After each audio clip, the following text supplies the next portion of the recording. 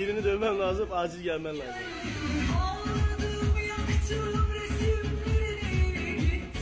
Cumartesi.